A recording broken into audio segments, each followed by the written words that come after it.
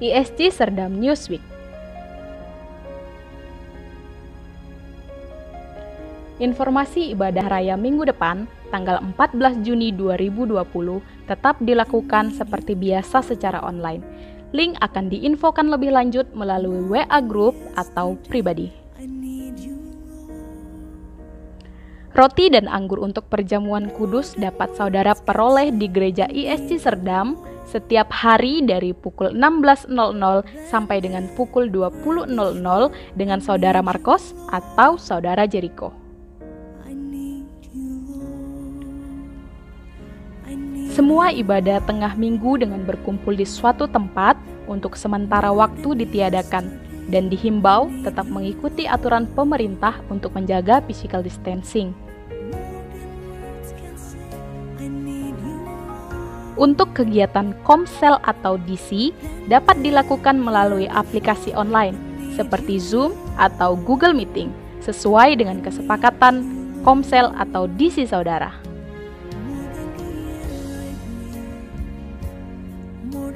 Bagi Bapak Ibu, saudara-saudari yang mau memberikan bantuan kepada saudara-saudara kita yang membutuhkan bantuan pangan dalam masa krisis ini, bisa memberikannya dalam bentuk dana atau materi sembako dan gereja akan menyalurkannya.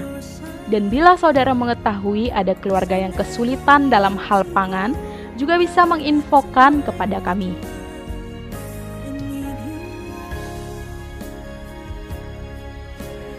Berikut kami tampilkan dokumentasi pembagian sembako kepada yang membutuhkan.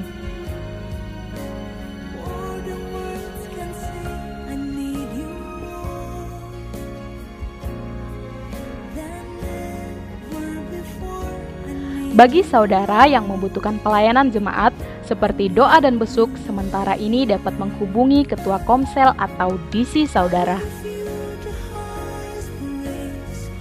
Bagi saudara yang ingin memberikan persembahan dapat ditransferkan ke rekening berikut.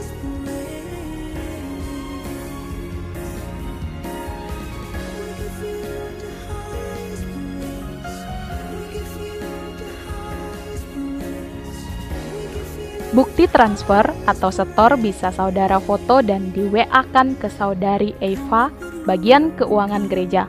Nomor HP 0812 5705 810 dengan diberi keterangan dari jemaat ISC Serdam.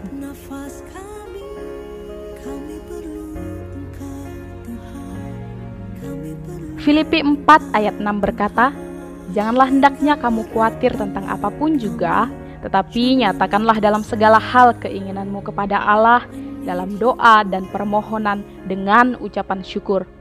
Biarlah kita senantiasa menjaga persekutuan dengan Tuhan dan banyak bersyukur. Jangan menjadi takut dan khawatir, tetapi percayakan segala keadaan ini kepada Tuhan dan pergunakan waktu saudara dengan sebaik mungkin. Jangan lupa jaga kebersihan dan jaga kesehatan." Selamat hari Minggu, terima kasih atas perhatiannya. Salam damai sejahtera, Tuhan Yesus memberkati. Puji nama Tuhan. Shalom saudaraku yang terkasih di dalam nama Tuhan Yesus Kristus. Bagaimana kabarnya saudara hari ini?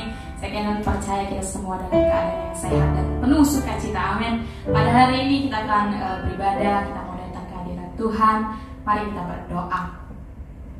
Bapa, kami ucap syukur kepadamu ya Tuhan, untuk setiap penyertaan-Mu, untuk setiap kesehatan-Mu ya Bapa yang Kau berikan kepada kami ya Tuhan. Kami bersyukur mempunyai Allah yang luar biasa seperti-Mu ya Bapa. Engkau ada bersama kami di setiap musim hidup kami ya Bapa. Sebentar Tuhan, kami mau datang kepadamu ya Bapa, menaikkan segala ucapan syukur kami kepadamu ya Tuhan. Kami juga mendengarkan firman-Mu ya Tuhan, biarlah kami boleh mengerti isi hati-Mu ya Bapa yang ingin Kau sampaikan melalui hamba-Mu ya Bapa. Terima kasih Tuhan, terima kasih Yesus. Haleluya.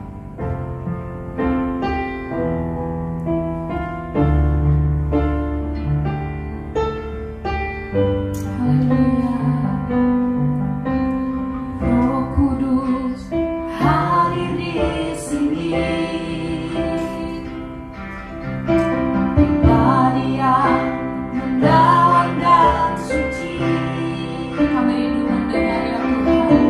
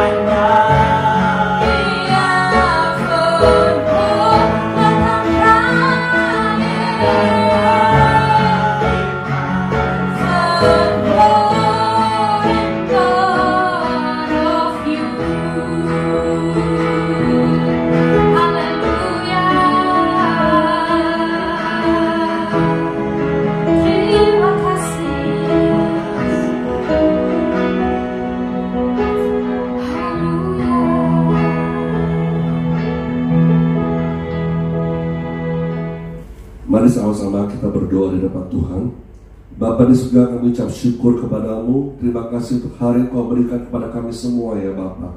Hari ini kami kembali beribadah di rumah kami masing-masing Tuhan. Kami percaya kau juga hadir bersama-sama dengan kami dan mengurapi kami Tuhan. Dengan minyak yang baru, dengan anggur yang baru, kau berikan buat kami semua. Jauhkan kami dari segala khawatir, ketakutan, kecemasan apapun juga. Dan biar kami boleh beribadah di hadapan-Mu dengan penuh sukacita dan percaya sepenuhnya kepada firman-Mu Tuhan. Beri kepada kami penerangan daripada-Mu ya Allah. Dan bukakan, singkapkan lebih lagi pewahyuan-pewahyuan baru daripada-Mu Tuhan.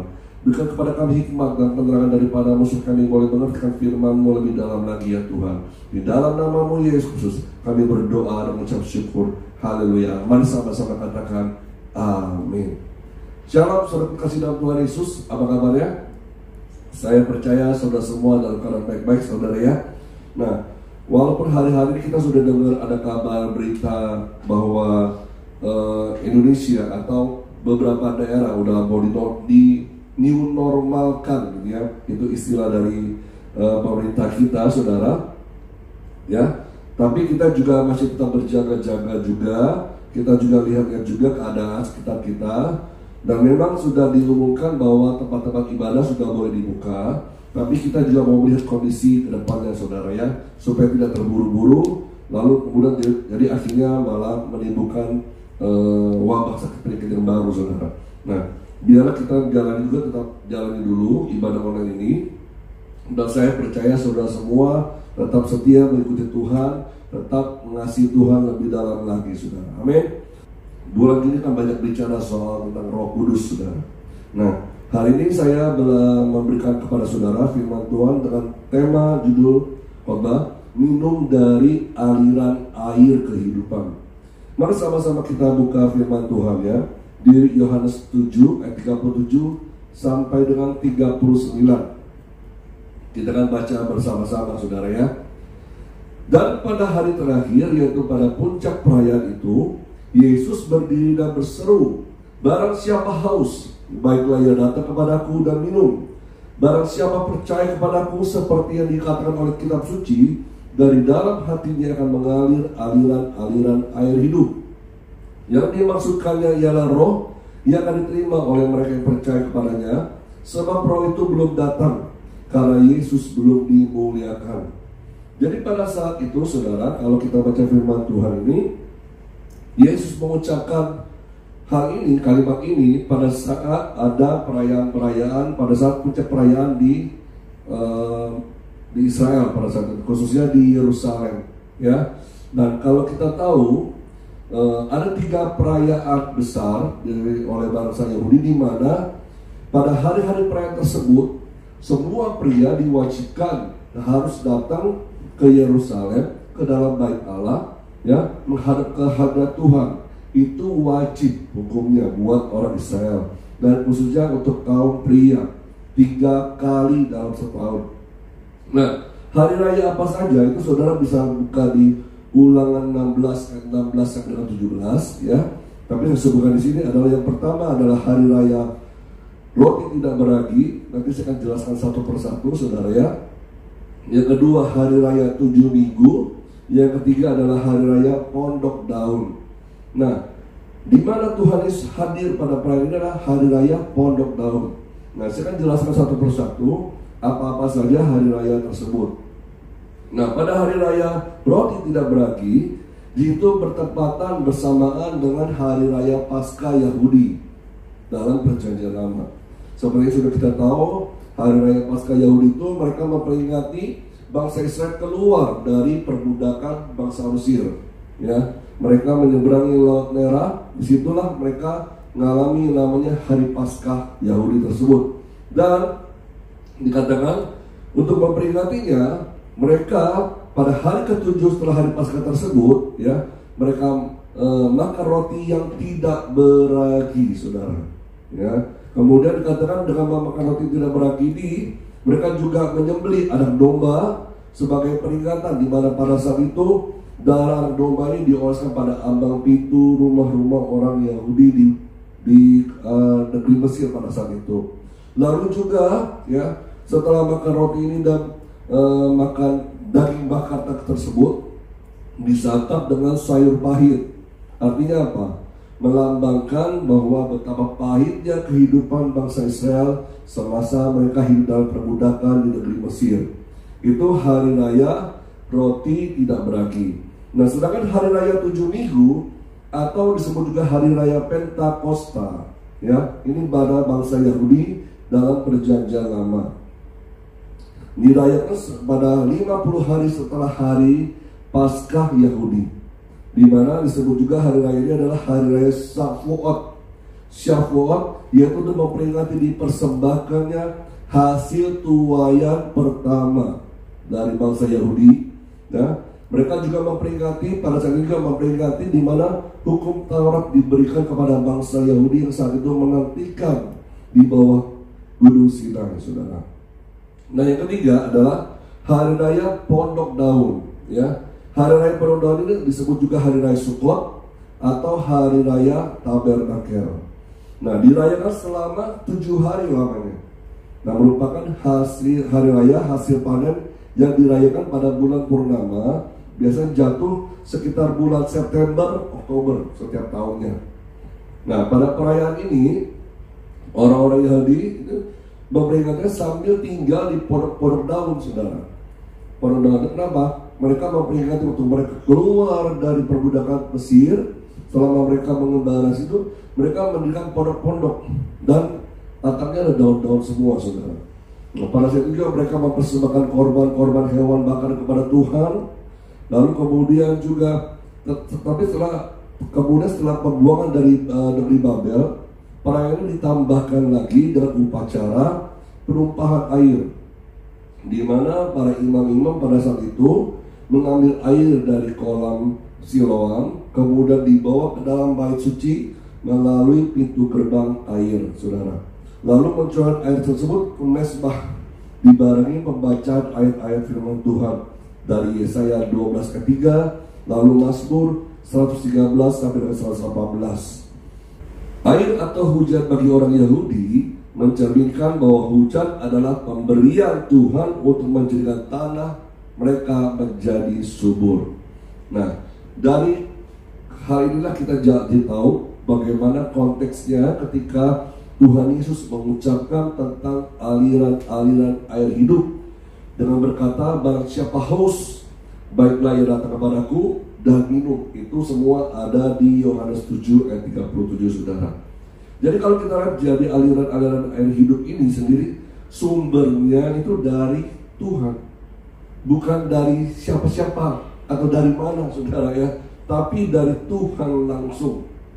Jadi kalau kita ingin memperoleh air kehidupan itu, kita harus datang kepada Tuhan dan minum darinya, yang merupakan sumber aliran air kehidupan itu sendiri. Nah, tentunya kalau untuk memperoleh air hidup ini, kita harus meminumnya. Seseorang itu harus meminumnya untuk memperolehnya, sudah. Seperti kata Tuhan Yesus, marilah barang siapa haus, ayo datang, minum sepuas-puasnya, ya, sepuas-puasnya. Nah, kita lihat ya, kata minum, ya, berasal dari bahasa Yunani pino, ya, pino yang ditulis dalam bentuk imperatif atau bentuk kata perintah aktif, yang sifatnya itu berulang-ulang, sekarang dan berulang-ulang. Jadi kalau artinya, oh, pino itu minum terus-menerus, ya, dan diperintahkan oleh Tuhan, berarti kita harus minum, ya, minum terus-menerus dan berulang-ulang terus sampai sekarang, terus kita lakukan, ya. Tidak ada berhentinya, saudara. Tidak ada nanti ya kapan-kapan saja, enggak, tapi berulang-ulang terus-menerus. Jadi kegiatan ini bukan kegiatan sesaat atau satu kali saja, tetapi kegiatan minum yang berkali-kali. Begitu tahu kalau kita lagi dahaga, haus, harus segera minum. Bahkan kalau bisa tahu, saudara tahu ya, sebelum dahaga tuh saudara harus minum terus, ya. Jangan sampai kita kehausan.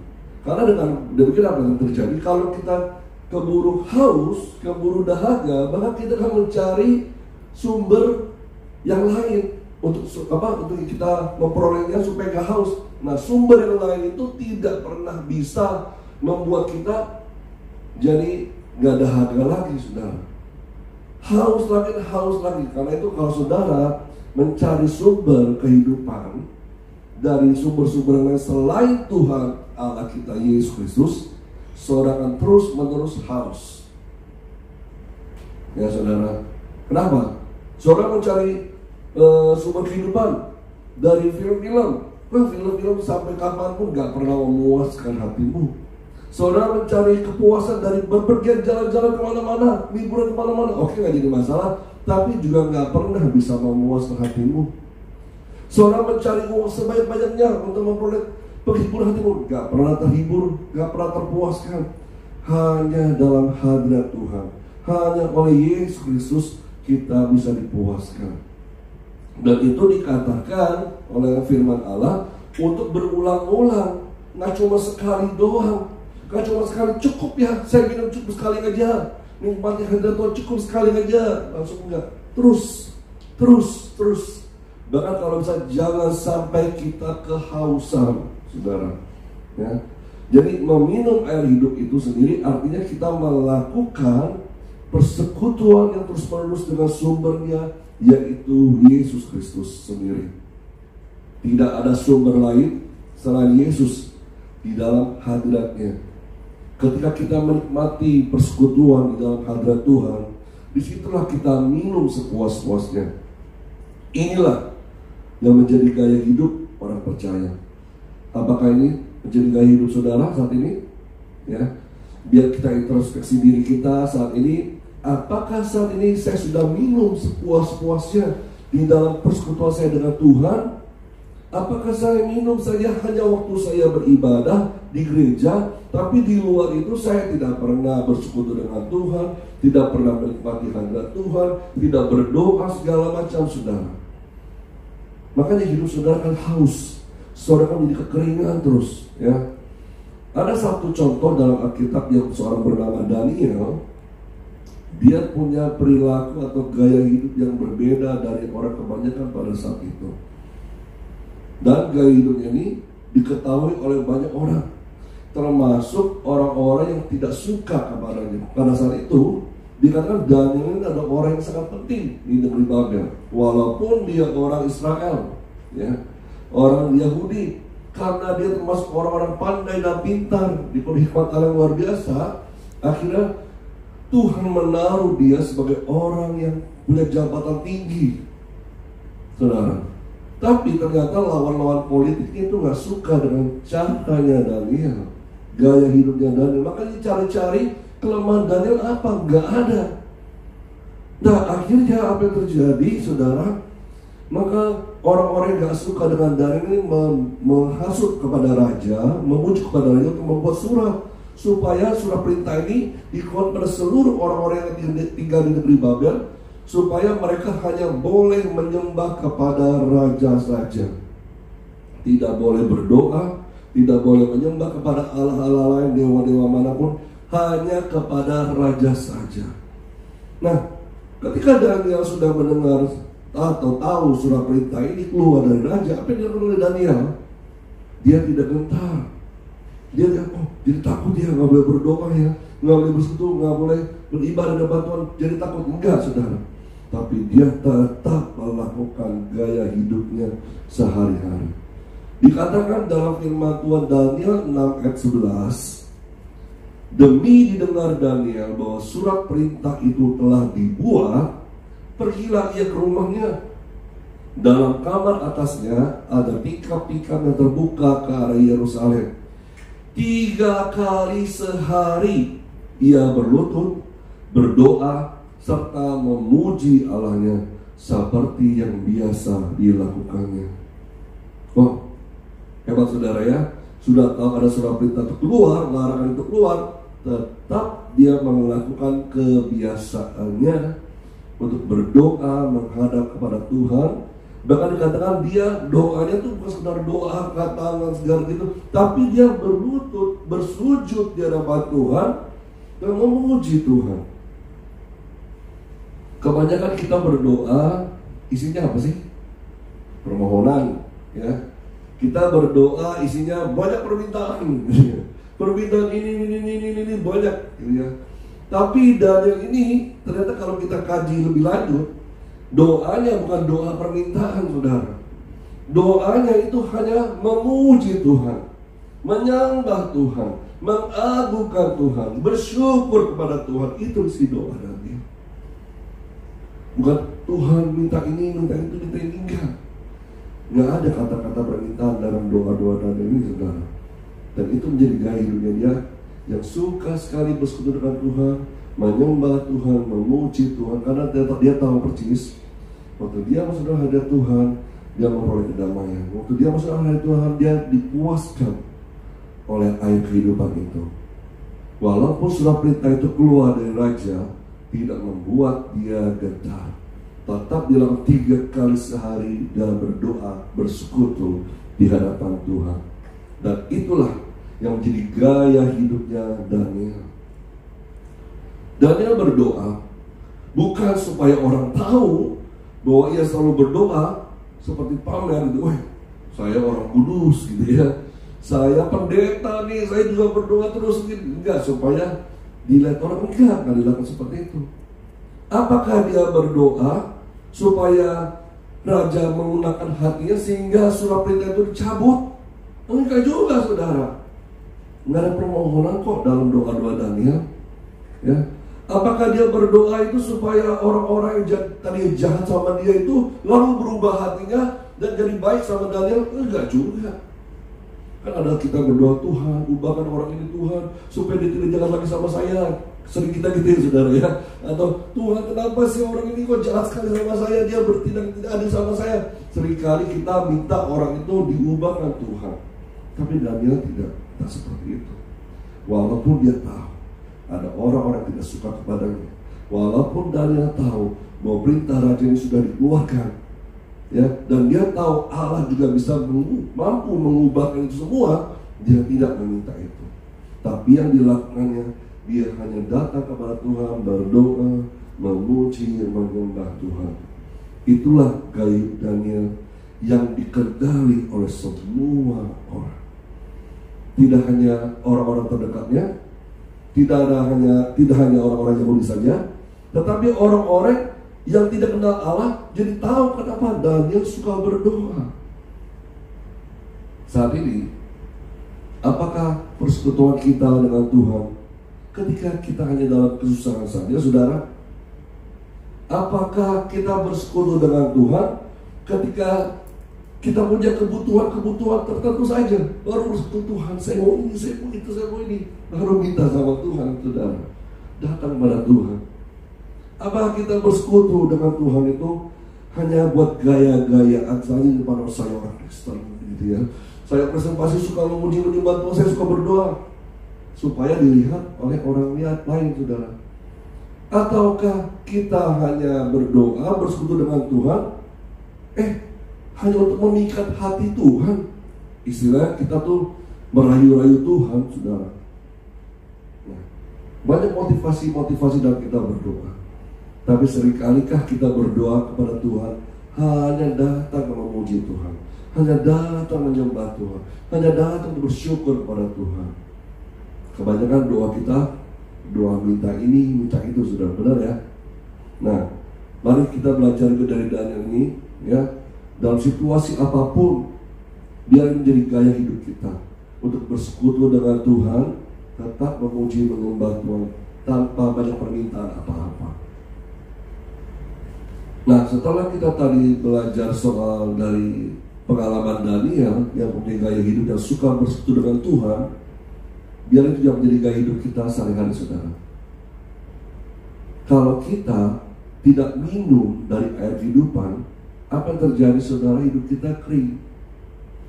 Dan seorang yang biasanya minum dan terus kemudian tidak minum lagi, saudara, ya, itu mungkin ada suatu hal di hatinya, ya, yang terputus dari sumber kehidupan tersebut.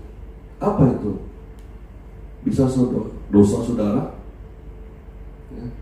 Bisa itu kemalasan, bisa itu ketidakpercayaanmu.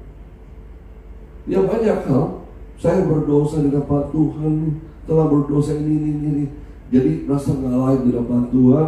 Jadi mau datang kepada Tuhan, aduh, apa Tuhan dengar ya doa saya? Apa Tuhan mau mendengar, menerima penyembahan saya ya?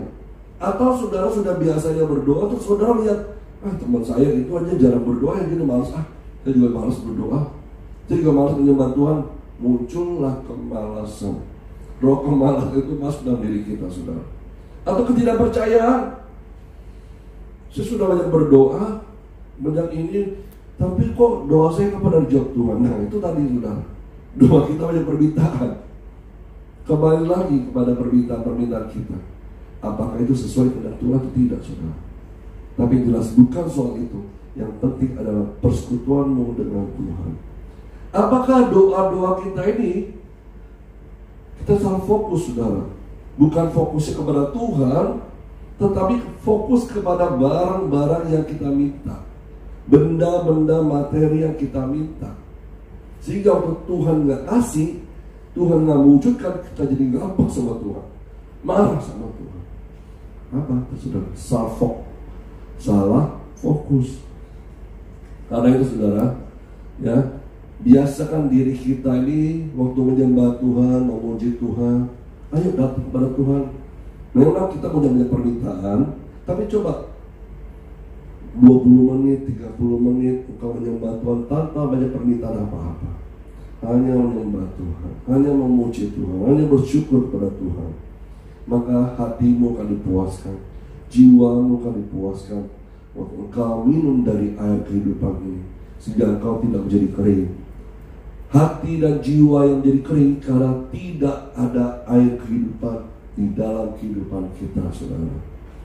Nah, kalau kita lihat dari firman Tuhan, ya, apa yang terjadi setelah kita meminum aliran air kehidupan ini?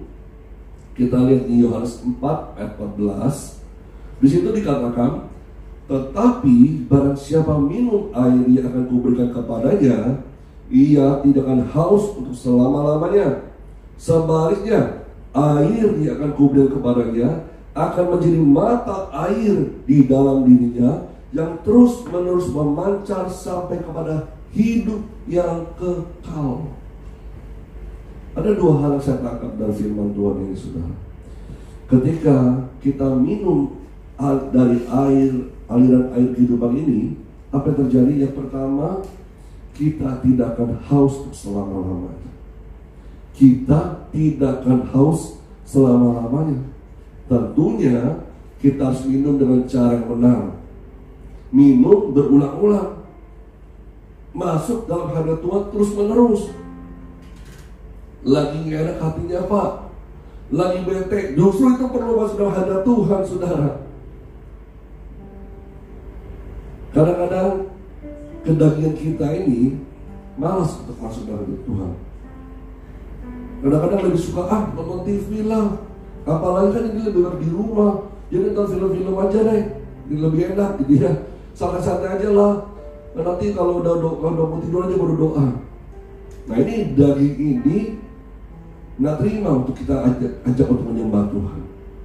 Tapi coba saudara sekarang kalau saudara buka YouTube, saudara ya, banyak sekali orang-orang yang mengajak kita menyembah Tuhan. Kalau saudara nggak bisa bermain musik, saudara ya, saudara buka YouTube, di situ banyak sekali orang-orang anak-anak Tuhan ya yang mengajak kita untuk menyembah bersama-sama. Ayo sama-sama menyembah dari rumah masing-masing. Saya dulu ingat sekali waktu saya kuliah, saudara ya, saya nggak bisa main musik ya, main gitar terbatas, apalagi main keyboard, saudara, nggak bisa sama sekali. Tapi apa yang saya lakukan, saya koleksi lagu-lagu rohani. Di situ saya lakukan setiap saya pulang kuliah, saya setel lagu rohani, saya diam di kamar dan saya berdoa. Saya hanya menyembah Tuhan, memuji Tuhan, nggak minta apa-apa. Tapi dari situ waktu saya menyembah Tuhan, kok rasanya hati saya disegarkan lagi ya. Hati saya dipuaskan oleh Tuhan. Lalu kemudian ini namanya air mata ini bisa mengalir begitu dari mata saya, saudara. Seperti saya menikmati dekapan dari Bapa di surga, belayan dari Tuhan. Pernah suatu waktu ketika saya pulang kuliah, saya itu benar-benar capek sekali, saudara. Fisik saya sudah capek karena pulang kuliah waktu itu dari pagi sampai jam 4 sore baru pulang kuliah. Lalu kemudian saya dikejar-kejar waktu. Nggak lama saya harus pelayanan lagi, ke pelayanan di ibadah pemuda. Ya, jadi waktunya cuma 1 jam untuk istirahat. Di situ saya pulang mandi, tapi saya nikmati dulu hadirat Tuhan, saudara. Nikmati, waktu saya nikmati menyembah, tiba-tiba saya disegarkan lagi, dikuatkan lagi, dan sorenya kembali saya bisa melayani dengan penuh gairah bersama dengan Tuhan. Kenapa, saudara? Karena saya minum dari aliran air kehidupan itu.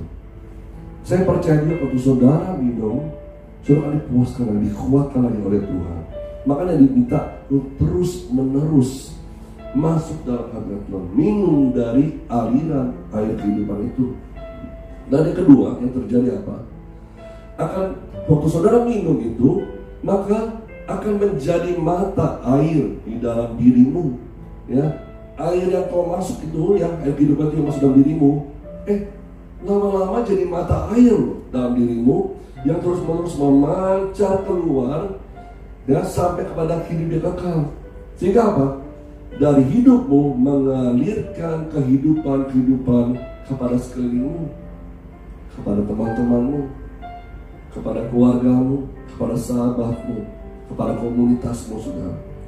Yang tadinya mungkin ngomongnya, ngosipin orang pintar, tapi dengan keberadaan kita memberikan pengaruh yang baik, pengaruh yang positif kepada mereka. Keluarga kita mungkin pikiran, jutek segala macam, ketakutan, kekhawatiran, takut segala, tapi dengan kehadirannya kita memberikan aliran air kehidupan itu yang keluar dari kehidupan kita sebagai mata air, membuat mereka berubah hati dan pikirannya. Itulah luar biasanya Tuhan, saudara, membuat kita ini menjadi aliran mata air yang baru. Nah, ingat saudara, pada akhirnya kita ini semua disiapkan Tuhan menjadi bait kudusnya Tuhan, tempat Allah bersemayam dan hadir senantiasa dalam hidup kita. Yang mana dikatakan dalam Yesaya 47 ayat 1, dari bait Allah tersebut ada air yang mengalir keluar dari bait Allah dan membentuk saudara? Membentuk sebuah sungai yang mengalir makin jauh, makin dalam, dan kemana saja sungai itu mengalir, semuanya di sana hidup. Ya, waktu sungai itu mengalir kemana saja, membawa kehidupan kepada sekitarnya. Bait Allah itu kita, saudara. Ternyata mata air itu Tuhan berikan buat kita, keluar dari hidup kita, sehingga makin lama membuat sungai. Kemana sungai itu mengalir, memberi kehidupan sekitarnya. Ya, hewan-hewan hidup, tumbuh-tumbuh hidup. Nah, ini kita bicara soal hewan, tapi di mana kita berada, disitulah kita membawa aliran air kehidupan ini kepada banyak orang sekitar kita. Sehingga mereka tadi tidak punya pengharapan, jadi punya pengharapan. Karena apa? Karena kita, perkataan kita, ujar-ujar kita ucapkan, ya, menguatkan hati mereka yang tadinya frustasi, stres, jadi tidak takut lagi, percaya kepada Tuhan. Apalagi hari-hari ini, saudara, ya, saya dengar katanya itu nanti sekolah sudah mulai diadakan lagi, ya. Ibu-ibu udah mulai pada panik, saudara, ya. Kenapa di sekolah mau dimulai lagi nih? Kan kita, apa anak-anak mau dikorbankan seluruhnya segala macam. Nah, kita berdoa, bukan panik, saudara, tapi berdoa kepada Tuhan supaya Tuhan juga menggerakkan hati pemerintah kita, supaya mereka mengeluarkan kebijakan-kebijakan yang tepat, tidak mengorbankan anak-anak, gitu, saudara, ya. Tapi benar-benar memberikan seluruh rakyat dari segala lapisan, ya, dari anak-anak sampai orang tua. Sudah boleh kerja sekarang. Nah, apakah begitu semua berbondong-bondong pada takut semua, saudara? Oke, kita serahkan pada Tuhan. Serahkan pada Tuhan. Jadi dengan keberadaan kita di tengah-tengah masyarakat ini memberi pengaruh yang baik, pengaruh ilahi kepada mereka semua. Amin, saudara. Ya. Jadi kalau kita lihat tadi firman Tuhan sungguh luar biasa. Dan dalam Yohanes 7 ayat 39 jelas-jelas Tuhan Yesus mengatakan dari Injil Yohanes ini, yang dimaksud oleh Yesus dengan aliran-aliran air hidup adalah Roh Kudus yang akan diterima oleh setiap orang-orang percaya kepada Yesus. Roh Kudus sudah dicurahkan 2000 tahun yang lalu ketika Tuhan Yesus naik ke surga. Dia berjanji kepada para murid-murid untuk berkumpul di satu ruang atas di Yerusalem, ya. Disitulah mereka mengalami namanya pencurahan Roh Kudus. Kuasa Allah memampukan mereka untuk berkarya menginjili jiwa-jiwa. Dan saya percaya juga untuk kita masuk dalam kerajaan Tuhan, Roh Kudus dicurahkan dalam kehidupan kita. Terimalah saudara, terima saudara waktu saudara dibaptis oleh Roh Kudus. Terima saudara waktu saudara diurapi oleh Roh Kudus dengan minyak yang baru, dengan anggur yang baru. Jangan tahan hatimu. Jangan, nggak percaya, buka hatimu selebar-lebarnya. Roh Kudus berkarya dalam kehidupan kita, membuat aliran-aliran kehidupan dalam kehidupan kita, saudara. Sehingga apa? Engkau memberkati banyak orang setelahmu. Amin, saudara. Mari sebelum saya akhiri firman Tuhan ini, sama-sama kita memuji Tuhan.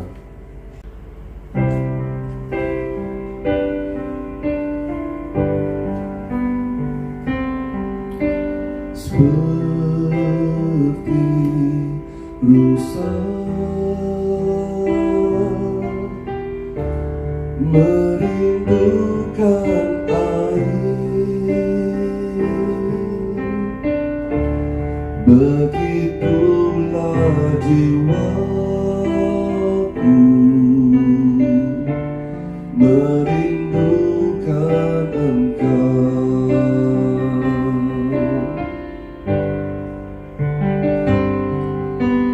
Ku berharap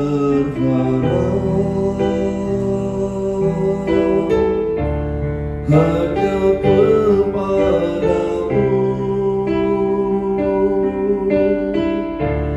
ku sembah Kau Allahku, Tuhan dan Rajaku. Bersama-sama sekarang kita seperti rusa merindukan air, seperti rusa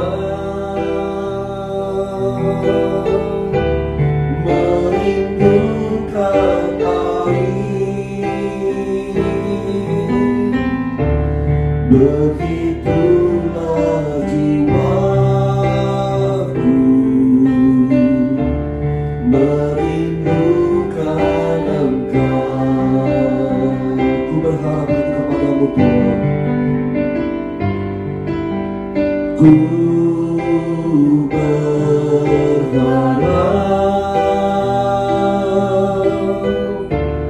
hanya kepadamu,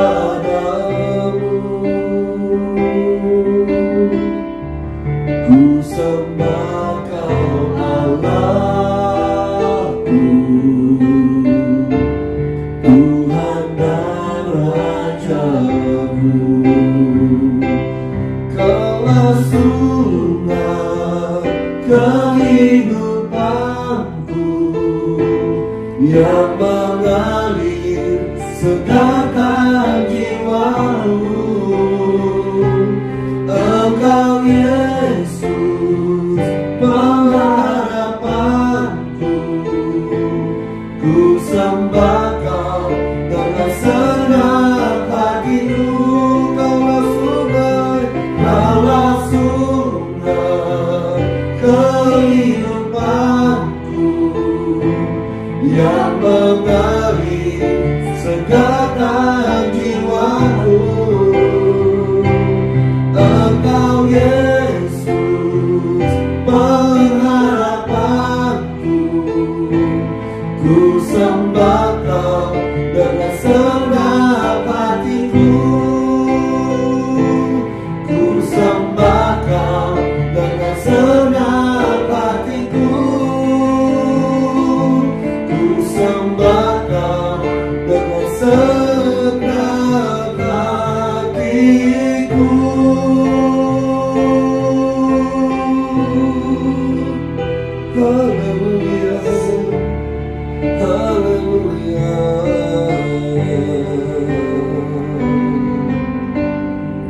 bahwa kami ya Tuhan lebih dalam lagi bersekutu dengan Engkau, untuk menikmati hadirat-Mu ya Allah. Bahwa kami untuk minum sepuas-puasnya waktu kami bersekutu dengan Engkau ya Tuhan. Kami ingin dipuaskan, kami ingin dilegakan ya Tuhan, hati kami, jiwa kami Tuhan. Biarlah damai sejahtera meliputi hati kami semua ya Allah. Dan kami percaya Roh Kudus datang dalam kehidupan kami, memberikan kami urapan-urapan yang baru. Bahkan Engkau membaptis kami ya Tuhan dengan Roh Kudus-Mu, supaya kami diberi kuasa dari Allah yang Maha Tinggi, yang memampukan kami untuk berkarya, yang memampukan kami Tuhan untuk memberitakan Injil kepada banyak orang ya Tuhan. Bapa di surga, Engkau berkati setiap anak-anak-Mu Tuhan.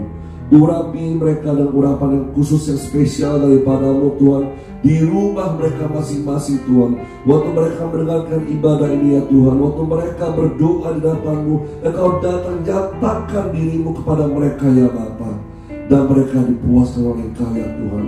Kerinduan mereka ya Tuhan Engkau dengarkan, Engkau nyatakan ya Tuhan kasih-Mu yang luar biasa kepada setiap anak-anak-Mu Tuhan, sehingga mereka yang berbeban berat Kau angkat beban mereka ya Tuhan, yang letih lesu Kau berikan kekuatan yang baru, yang sakit pun Kau sembuhkan ya Tuhan, yang berduka Kau berikan penghiburan dan sukacita berlimpah-limpah ya Tuhan.